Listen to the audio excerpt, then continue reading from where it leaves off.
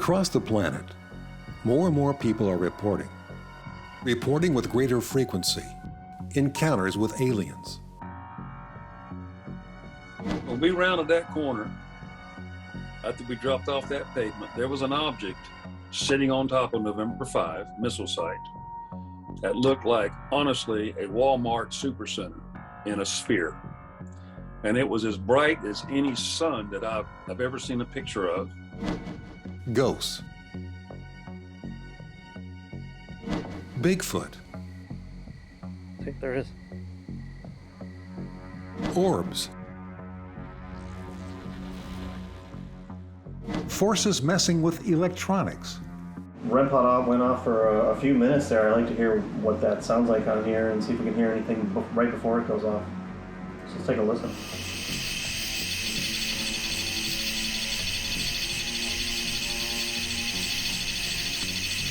Wow. It's like really going really fast. It's banging away. It almost sounds like the bugs that are out there just going. Wow. Now we could see the lights flickering, but we couldn't hear any of this. Mm-hmm. Life-changing paranormal events. Well, I sometimes felt like, even though I was being drugged through a ringer, I was also being taken under their wing. Right. And so, okay, come along if you dare. Yeah. And a variety of psi phenomena. And you let go of your gear, I noticed. Nice. A voice told him to. Yeah. Did it? Yeah. What did it sound like? Sound like Ron? No, it just said, put away your camera. Yeah. It was a really, and I really don't, it's like I heard it, but I also felt it. Just put it away. Yep. Many occurring in a single geographical area we call a paranormal hotspot. So when you go into a power place, this is where we experience invisible nature, where we're able to perceive it or perhaps even interpret it in a visual way. In this series, we visit 5 reported paranormal hotspots to see if we can verify at least 4 kinds of occurrences of paranormal phenomena. And further, we will test the hypothesis that humans, to some extent, are creating these paranormal hotspots or skinwalker ranch phenomena. In this program, we travel to the Pacific Northwest, which is famous for its many forms of paranormal activity, including Bigfoot research. Here we will meet Thom Powell, one of the earliest to recognize there are paranormal hotspots. Hotspots that often include paranormal Bigfoot. So I found that there's just a lot of stuff written about vortexes, wormholes, black holes, power spots. They all seem to be different words for the same thing. Some kind of place where paranormal activity originates from, something like that. In the state of Washington, we will visit what might be the largest evidence of alien presence on the planet, the Mima Mounds. Learn that unusual isolated cold temperatures often indicate alien portals or vortexes. 31. Oh, did you see that? And then we will follow Thom Powell as he describes his discovery that the next stage in studying and making contact with paranormal phenomena, including interactions with paraphysical Bigfoot, is to use sensitives or clairvoyance. So we like to say within a power spot, you'll experience everything with the kitchen sink.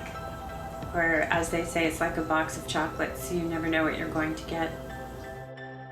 And when another sensitive brought some encrypted extraterrestrial stones to Thom's property, some really strange things occurred.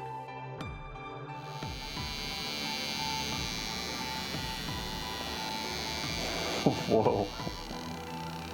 I'm going to mention Thom Powell on his property. When I visit there, I can feel the energy sway through part of his property. And so kind of where those meet is a stronger energetic field that you'll get. This is a story of how something supernatural used Thom Powell to create a new paranormal hotspot on his 5-acre parcel of land.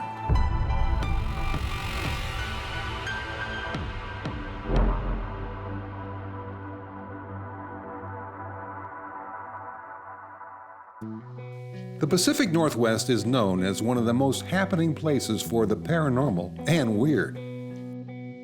The first flying saucer sighting was over Mount Rainier over 70 years ago.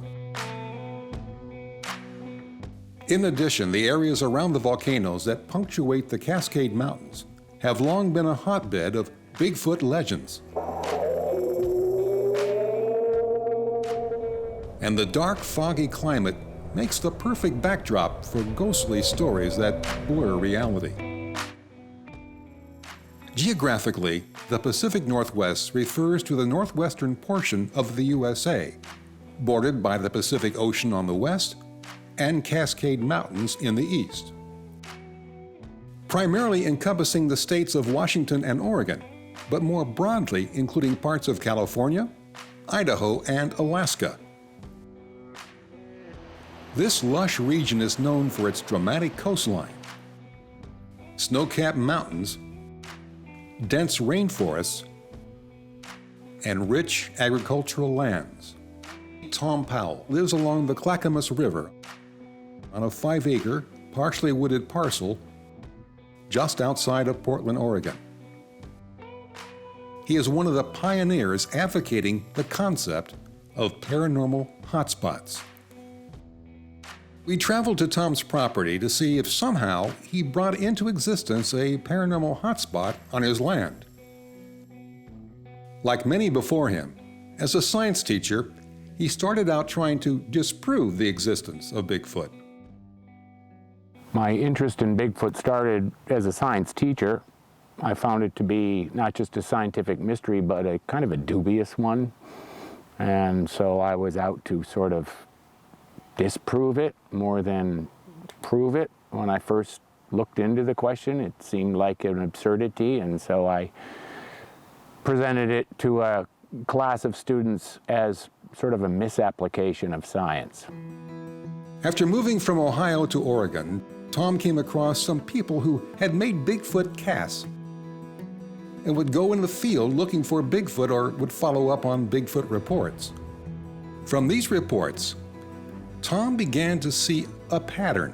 Little by little, I was sort of becoming more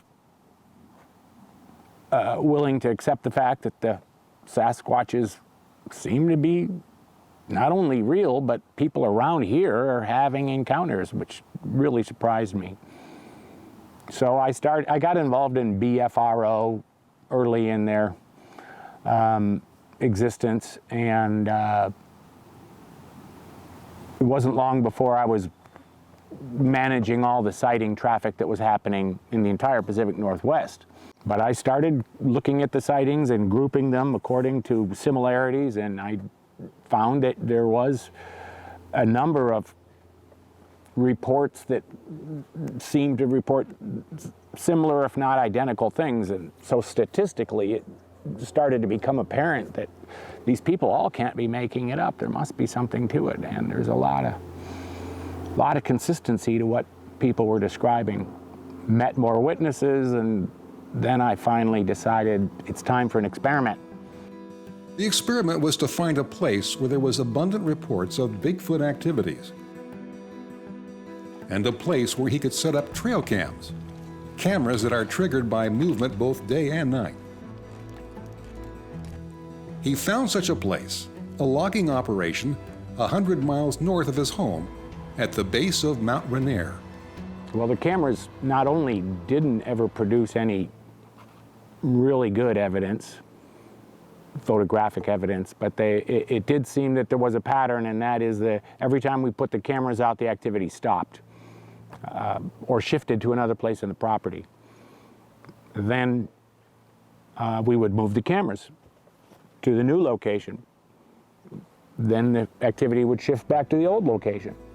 Sometime after that experience, an expedition of Bigfoot investigators near Mount St. Helens After many failed attempts to get anything on their trail cams, Thom came up with the idea of gifting, a common practice these days. I said, we brought all this fruit. We didn't eat it. Let's put it around the landscape. Let's do some kind of gesture of accommodation.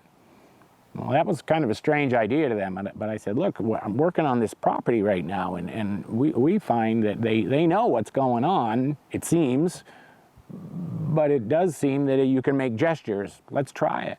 Well, they didn't have any other ideas, so okay. We're going out for a drive in the woods anyway. We'll take some fruit and find some places to put it. Perfect, you guys do that. Off they went. They chose the spots. And they chose just one muddy patch beside the road because they felt like, well, we'll get some footprints in there while it messes with the food. But then when they came back the next morning, there were no footprints, but there were some weird impressions, and the fruit had been disturbed. Some of it had been eaten and some of it had been half eaten. Well, they stood there for a while trying to resolve the impressions in the ground, and then they realized that it could quite possibly be the torso and an elbow and a heel, that perhaps the things laid down and didn't just walk up to the fruit, which surprised the heck out of them. But I had been saying to them the night before, they're smarter than you think. They don't leave tracks. For Thom, that implied that whatever people were calling Bigfoot was something other than some kind of normal animal. Then one day, a Bigfoot researcher suggested there were people, psychics or sensitives, who communicated with Bigfoot. Ever the scientist, that suggested to Thom a new experiment at the logging camp. But I felt like, well, I'll try anything and see how it works. Doesn't cost anything. Let's try the psychic, the sensitive, whatever he was called. His name was Steve Fredericks. I explained to Steve the project that we were doing, and I said, I'm not going to take you to the site because that would be seen as a potential for slipping something in there that wasn't actually Sasquatch related. You know, we didn't want him seeding the site. So he said, I don't need to go to the site, but I do need to drive around near there and get a sense of things. So I gave him the road, the name of the road that was 3 or 4 miles distant, kind of a main road, and he and his sister drove up there, cruised around, and his instructions were to ask them to step in front of the camera. And he called me up a few days later, said, okay, I did what you said. I'm not sure that they were listening, but I tried to tender your message. 48 hours later, the people who were living at the camera site said, we just got the best image we've yet achieved in the last 2 years of trying this. No, be right up. I went buzzing up there, and they showed me the image, and basically it was a shadow moving across the field of view. But it did look like the shadow of a head and shoulders and the drapey hair. Further events at the lumber camp convinced Thom he was on the right track. But then something happened that was totally unexpected and may have begun the process of transforming his property into a paranormal hotspot. At the same time, I was working Allen and April's, and I was still vacillating between the paranormal view, which I was still trying to resist, and something more conventional. And one of the conventional ideas that everyone was trying at the time was going around on trees, knocking on trees with baseball bats. Because you hear those noises come out of the woods, and they're, for a lot of years, been attributed to Sasquatch. So I was up there at Allen and April's doing the same thing, hitting on trees with Louisville sluggers. And I did that one night till 3 in the morning. Tap, tap, tap, always the same thing, tap, tap, tap. At 3:30 in the morning, I left Allen and April's, and I drove the 100 miles and got home just as the sun was coming up, really exhausted, of course, from the drive and being up all night. And as soon as I got out of my car here on the property, slammed the door, from the woods comes tap, tap, tap. And that, of course, was not only a surprise, but I was just too tired to even do anything but walk into the bedroom and go to sleep. But it was, I mean, I just had to laugh at the juxtaposition of events, and it became, again, clear to me that somehow the message was conveyed from 100 miles away to here about the tree knocking, and let's just mess with this guy. Clearly to me, indicative of sense of humor, but also the ability to somehow communicate or even travel distances that seem to defy easy explanation. Was it possible that whatever entities they were had somehow taken up residence around Thom's property? When we arrived, Thom took our crew and our lead paranormal investigator, Alan Megargle, to his backwoods and told him what happened, where the normal scientific observer became a participant in a surprising paranormal event. One summer night, I'm walking along this trail. Something comes crashing down the slope. I had seen a deer out here earlier in the day, so I was supposing that it was a deer, but the deer I saw had a rack on it. I didn't want to be in its way. But I stood there for the longest time, and it crashed down the slope, and so I was waiting for it to go by, and I got up off the trail, and I stood there for must have been 20 minutes waiting for it to go by, and nothing moved. So then I thought, oh, it's gone. Maybe I didn't hear that after all. It's too steep of a slope anyway. So then I started walking on this trail again, and then it starts moving again. And it starts coming down the trail. So I came over here and jumped on the bench just to get out of its way. And then it comes crashing up the trail, but then it starts walking real softly. I'm peering out from behind a tree, trying to stay out of its way, but trying to see what it is. And I peered and peered, and all of a sudden it was like a blanket was thrown over my eyes. I couldn't see anything. I couldn't even make out the outlines of the trees, and before the stars were kind of illuminating, but all of a sudden it's like I couldn't see a thing. And so I could almost hear it breathing. It was so close. And as I'm standing there peering at it, I wish I had a flashlight. The only thing I had was my wristwatch that had a little button on it. Oh, yeah. So I'm holding up my wristwatch, pushing the button, trying to illuminate. And all of a sudden I thought, this is ridiculous. And at that moment, something does this to the back of my ear. It's from right here behind the tree. So all of a sudden it's like, I'm surrounded. Yeah. So I jump off the bench and I hightail it back to the house. And I sat down on the deck, started undoing my shoes, and from all the way across the neighbor's property comes this cackling laughter. Oh, really? So I look at the bedroom window. This is about 2 in the morning, and all of a sudden the light goes on. So I go into the room, and there's my wife with the light on. She sitting up in bed. I said, "What are you doing up this time of night?" And she said, "What the hell is that noise?" And I go, "Oh, Miss Bigfoot Skeptic, you tell me." And she said, "I have never heard that noise before." And I go, "Okay, so we both agree that's not just coyotes, because we hear coyotes all the time." Sure. I mean, it really sounded like laughter, and when I reflect upon it, it's almost like they were laughing at me. They scared the crap out of you. We got you bad, dude. You had that coming, though. Yeah. After that, we decided to drive up to Centralia, Washington. Thom wanted us to meet the most learned sensitive, Ira Wolf-Knudsen, he had ever met.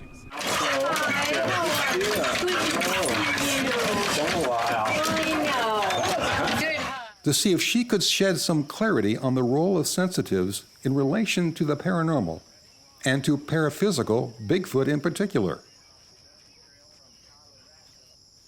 Immediately, we were urged by Ira to explore her property, which she told us was a paranormal hotspot. We were given lanterns and flashlights and began walking the amazing property in hopes of making contact with the paranormal. Ira's 2 large dogs joining us on our exploration. There's a lot of light phenomena here, a lot of orb phenomena, a lot of bioluminescence in the branches of the trees or on the field. There's underground springs, so I would expect that, especially between 3 and 5 a.m. when the magnetosphere creates conductivity and everything underground that's conductive. So that's like underground streams, minerals, gold, silver, quartzite rock, granite rock. So there just seems to be a lot of light phenomena. The front yard apple tree lit up. I thought there was fireflies, and I immediately started Googling fireflies in Washington because I'd just gotten here, and of course there was nothing. And sometimes I see the columns of fog which seem to be illuminated that come through the yard, just a column by itself. That's funny. What? Well, they wouldn't go any further. And You can sit here. I'll bring you a rock. You clack it, and you'll get a clack maybe from the right and then from the left. Well, the further I got down there, the more I could hear. As I moved closer, something moved further back, but the dog wouldn't go any further, and he sat there. The big dog. This big dog. That's your detector. Yeah, he wouldn't go any further. Here, I'll take you. And I'll take you down. He waited for me. Ira led us to a place where she said she sensed the opening of a small portal. Yeah, it's very short. No, I'm hearing it walking. Are you not hearing it walking right next to us? Okay, you stop when we stop, and then we can't hear. Well, that's what they do. We all felt unusual coldness at the spot and returned with our equipment to see if we could detect anything. Using our tri-field meter and thermal detector, we began to check for unusual phenomena. Localized cold temperatures have long been associated with the opening of portals. Anything? Not really. It's what I would expect it to be. It's definitely colder here. It's 52 here. 60. Whoa. You see that? What? 63. 31. Whoa, did you see that? What? I saw it out of the corner of my eye. What? It was either a shooting star or a streak of light just went across the sky. It went right in between that gap right there. No, I didn't see it. So it's 19 degrees. No. Look at.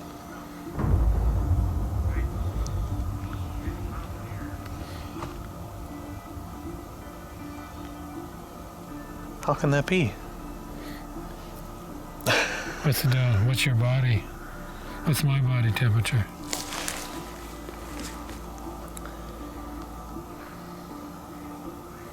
It's 80 something. 82 and a half. Sounds about right.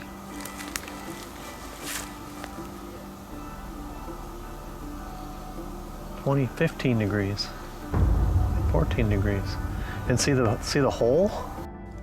There was a pattern on the thermal screen that resembled to our eyes the appearance of a dog's head. Later we learned that since her childhood, Ira has had a powerful paranormal connection with something canine in nature. Was this it again? Had we just documented a portal or power spot? You see the heat all around it, which is the white. And then the black holes are where it's really cold. And we just heard something move over there. Snap of some sort. So when you go into a power place, this is where we experience invisible nature, where we're able to perceive it or perhaps even interpret it in a visual way. power spots are the places where the veil is the thinnest, as you said. But they're also places to connect to the invisible realm. If the cold temperatures we recorded were inexplicable by science, the next morning we were told nearby there is another extremely inexplicable occurrence for everyone to see. So let's go to the Mima Mounds. It's not very far from here, about 30 minutes. I think you know where it is. And let's just kind of put ourselves there and see what falls out of the sky, if anything. Well, we've both seen them before, and we saw them very close to the site that I worked in, which was a power spot.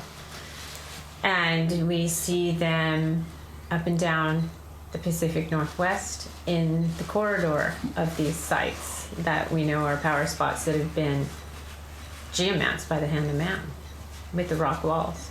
I think I remember you exploring the mounds being dropped from the sky, the soil being dropped from the sky from perhaps like aerial dump trucks. Perhaps like the ancient alien theory of the Vimanas, or... Well, I think too that the spoils came from somewhere nearby, but not that nearby, because it was important not to give away the location where the excavating was going on, and I think that it's somewhere near Mount Adams. Right, and same with Mount Shasta. I mean, 30 miles. If you want to spitball it out, we have a lot of underground caverns near all of our volcanoes, and a lot of rumors and whispers of these underground facilities. And they've Hence the UFO activity. Right.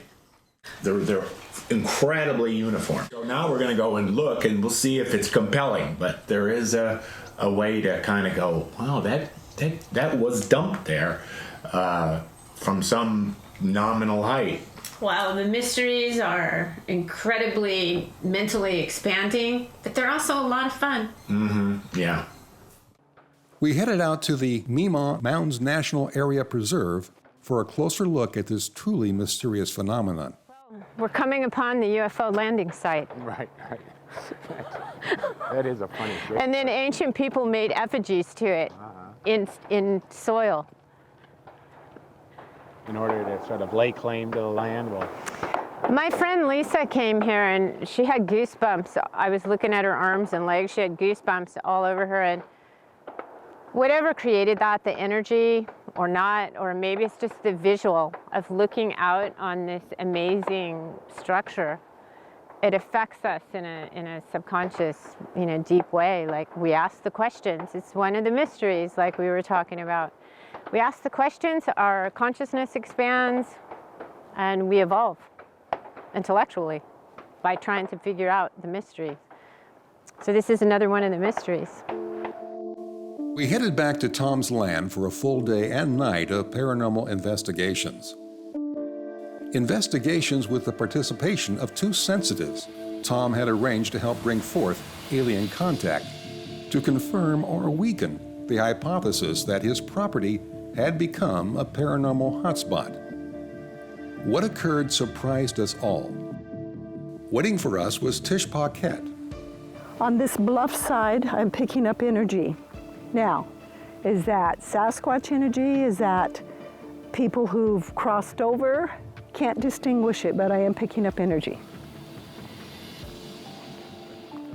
So I've been asked about hotspots and power spots and if I can intuit them, feel them. Since I am an intuitive, they do ask me certain questions. How do I read? How do I feel about?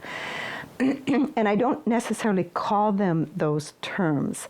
It's mostly an energetic feeling that I get. It's what I call the veil thinning, and so the frequencies tend to be more sharp and thinner is the best way to describe it. If I go to Arizona and go to the vortexes there, miles and miles before I get there, for me, I get really nauseous.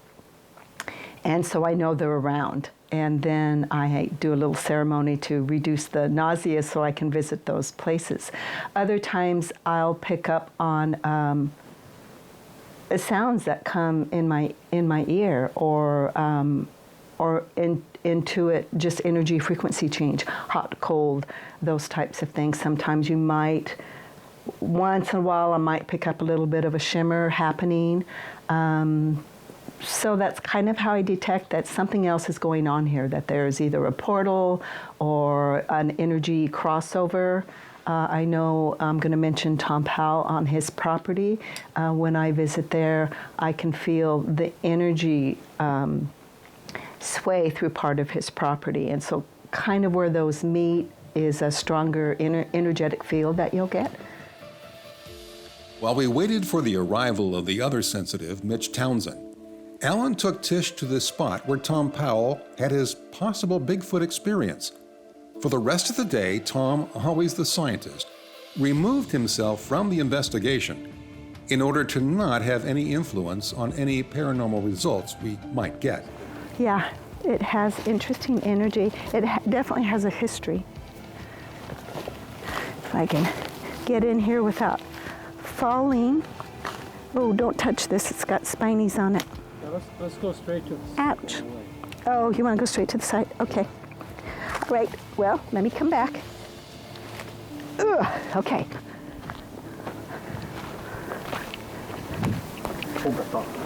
Yes. We moved inside Tom's house, where Tish and Alan waited for the arrival of Mitch, who had some supernatural stones he wanted to show us. Hi, you're Mitch? Hi. Yes, Mitch Townsend. Oh, pleasure to meet you. Come on over here. Wonderful. And you are, sir? Alan. Nice to meet Alan, you. nice to meet you too. It's wonderful to meet you finally. Yes, we're excited. Wonderful. We heard some things. Excellent. So tell us a little bit about this magic box. Well, what's in this box is some of the crown jewels of my collection from an archaeological dig that I discovered in 2016 and 17. It was related to some Bigfoot research that I had already been doing on forensic dental impression research. And I got a series of what people would call subliminal messaging. And it led me to a site on a major regional river in southwest Washington. And I discovered a number of what we call pictographic stones that weren't actually painted on. I had them sent to a couple of big universities in the area in Washington State. And they determined that the archaeological site was active and that inexplicable. So I brought a few examples of this for you guys to take a look at, and then you can, hold them and do whatever. They're rocks, and so you're not going to damage them or anything else. So what I'll do is I'll just lay a few of these examples out, and then you can just kind of look through them. But I found out later through microscopy or looking into these images with the microscope that there were actually data chips that were impregnated on stone at the molecular level. So do you think that maybe these were originally collected by natives, and then they were that's how you found them, was their collection of them? The site itself is a collection of 4 sites. This was from the main site, and I've actually divided this material that we've collected and surveyed into the different sites as well. What I think we have is a portable library. Okay. And they were deposited here by the makers as a future cultural informational resource, and that's why they put this material on rocks and stones, because it was going to last for eternity. But what I'm about to show you is pretty clear. Okay. So this last piece should look just like that if it was just a river rock. Sure. But I noticed as I examined this piece of material that it had been carved in such a way that is impossible with today's technology, and it shows evidence of the tooling on the edges. And then I had a hard time understanding what this function of this material might be, because obviously it doesn't have any pictographs on it. And then it dawned on me that it was made by a 3-fingered left-handed individual as I moved it back and forth in my hands. And then it became clear that there was an anatomically correct Bigfoot footprint intricately carved into this in a way that would enable it to be rolled as possibly an impression maker. And so, again, 3-fingered, 1 thumb hole, left-handed.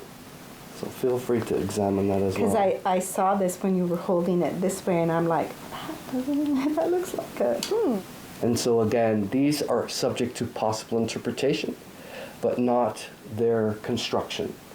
this one itself is indisputable in relationship to mathematics, genetics, and also its tooling.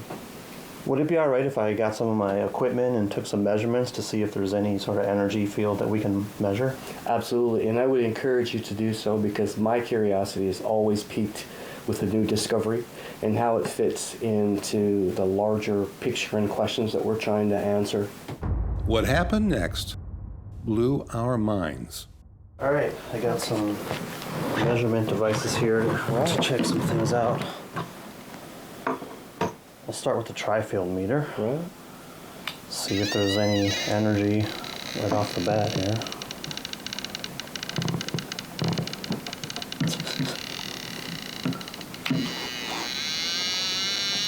Oh. So there is quite a bit of electromagnetic energy in these. Magnetic or electromagnetic? Electromagnetic. These are charged. Now, did you do any special charging, i.e. how Nothing. we charge crystals Wow. and things we put in the sunlight or the moon? Nothing has been done to these. Okay. Yeah, that's the biggest. Definitely. Up to And 70. like I said, my hair stands straight up every time I even get close to Yeah, it. my palms tingle. So there's literally like voltage coming out of this. How high is that frequency? Wow. Yeah. Test me.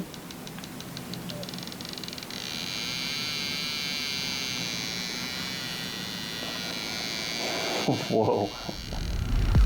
Okay. It's my aura. Absolutely. Interesting. Measurable. I can feel it when I walked in. Believe me. We've met in the past. So milligauss is That's what I was going to ask you. just noise level, just really, really, really low. So no magnetic, but lots of electromagnetic. Wow, that's really interesting. Broadcasting. Yeah. And that's part of the ideas that I can't explain it, but have been messaged that these are signaling devices. I think that confirms it. Yes. Wow. It just made me think of something silly, Oh, like the on the Transformer movies when they were sending the signals to Earth from using different, Absolutely. like that. but what's interesting is using the thermal, they're not generating any heat, even though they are very much emitting. Very active. Yeah, they're very active, but they're not warm in any way, which is really interesting. Now test his. Let's see. Can you test him if he's generating heat? Oh, I'm sure you Yeah, are. probably just 98.5. He's alive. Yeah, he's alive. Yeah. Good. We're normal. So the instrument is definitely collaborated and coordinated. It does work. Yes. And so, Yep. and that takes in keeping with what I've noticed myself is that if you hang on to these, especially the black stone, you'll begin to feel it warm up in you. Oh yeah. And then it almost like it becomes a part of your hand. Well, it enters your energetic field. So there's no radiation There's either. no separation. No. So they're not radioactive in any way. It's normal levels of radiation. It's hard to explain how the rocks could be acting as radio wave transmitters. And for a brief time, if you held the rocks, Tish and others briefly gained the capacity as well. At the same time, everybody felt a slight shift in consciousness, a clear paranormal phenomenon. Mitch gave Alan and Tish some of the rocks to place them at the site where Thom Powell had his paranormal experience, now commemorated by a bench. So the big one is here.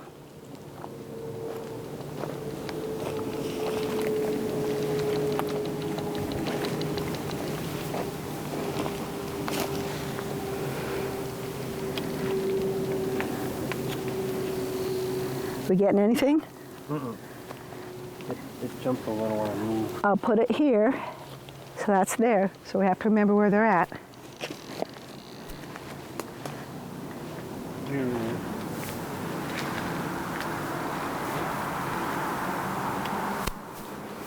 So what I need then is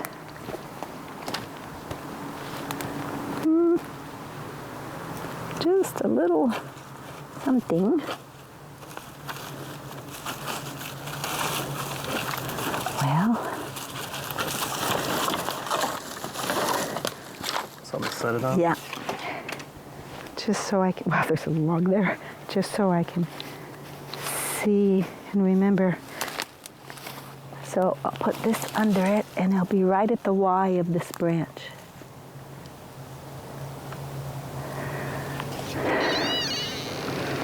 There, there, and there. Nothing? Yeah, Okay. that's good though. As darkness settled, Alan and Tish walked down to Thom's potential vortex or portal, checked the stones, Okay. That one is there, untouched, we think. Best we can tell, same here.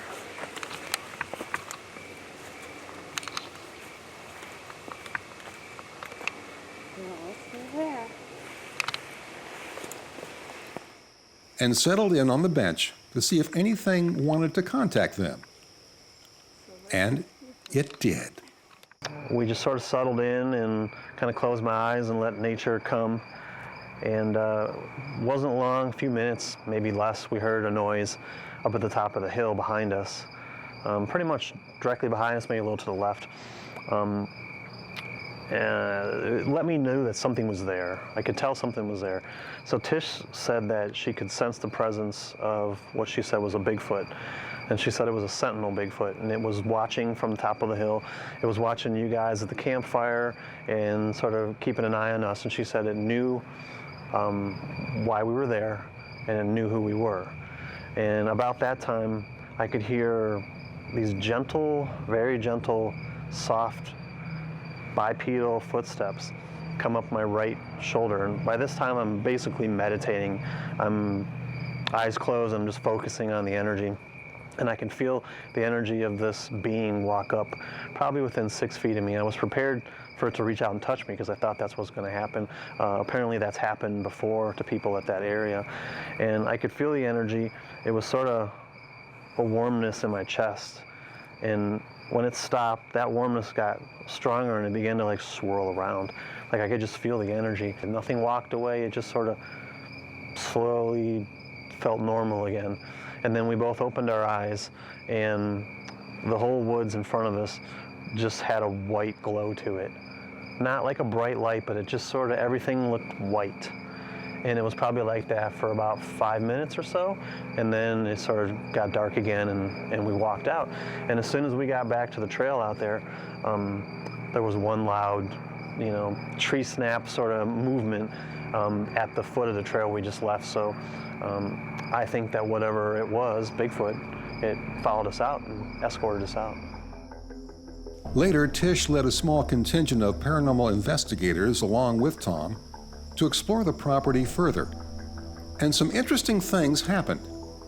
Happened when Tish was drawn to a particular tree. Tish had everybody lean into the tree and led them in a guided meditation to make group contact with this sad rain forest giant. Ask if it has a message for you and see if you pick up anything.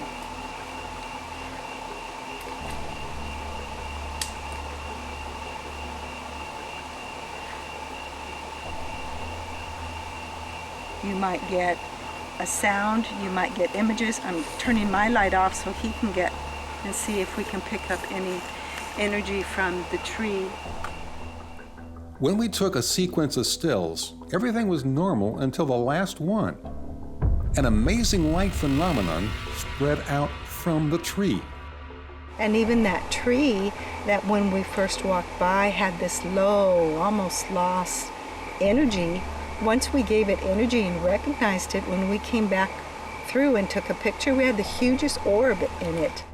Later, we tried to duplicate the light phenomenon, and we could not. The next morning, Tish and Alan returned to check on the potential portal one last time. Interestingly, one of the trail cams had been turned off. The one that would have captured something coming down off the hill. The stones had not been moved, and they no longer emitted electromagnetic radiation. But had they played a role in the paranormal events of the previous evening? It is unclear. Are sensitives part of the answer to unraveling the mystery of Bigfoot and other paranormal contact experiences? We would say yes.